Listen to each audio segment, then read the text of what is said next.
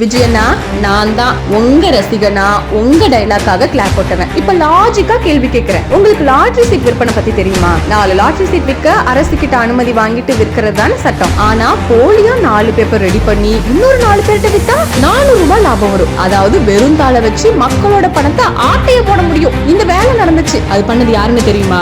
உங்க பக்கத்துல ஒருத்தர் இருக்காருல்ல, ஆதவர்ஜுனா, அவருதான். அதாவது மக்கள் பணத்தை வாயில போட்டவன். ஆனா நீங்க ஸ்டேஜ்ல நின்னு ஊழலை எதிர்ப்பேன்னு பேசுறீங்க, சாதாரண மக்களோட கஷ்டத்தை பத்தி பேசுறீங்க. இந்த சாதாரண மக்களை நடுத்தருவுக்கு கொண்டு வந்தவனை பக்கத்துல வச்சுட்டு நீங்க என்ன ஊழலை பத்தி பேசுறீங்க? நீதிமன்றமே ஜெயலலிதாவை ஊழல்வாதின்னு சொல்லிட்டாங்க. ஆனா நீங்க ஜெயலலிதாவை பத்தி மேடையில அருமை பெருமையா பேசுறீங்க, கட் அவுட்ல போடுறீங்க. அப்புறம் இந்த செங்கோட்டையன் 1.5 கோடி அளவுல ஊழல் பண்ணவரை பக்கத்துல வச்சுக்கிட்டு நான் கரப்ஷனுக்கு எதிரி அப்படின்னு சொன்னா லாஜிக் எங்கன்னா? சொந்த கட்சியிலே கட்சிக்காக உழைச்சவங்களுக்கு பதவி கொடுக்காம கோடி கணக்குல பணத்தை வாங்கிட்டு ஆட்டைய போடுறாரு இந்த புசி ஆனந்த். இந்த மாதிரி ஊழல்வாதி கூட்டத்தை வச்சுட்டு நீங்க என்ன ஊழல் எதுக்கு பேசுறீங்க? இப்படி ஊழல்வாதிகளை பக்கத்திலேயே வச்சுக்கிட்டு ஊழலை எதிர்ப்பேன்னு பேசினா யாருன்னா நமக்கு ஓட்டு போடுவா?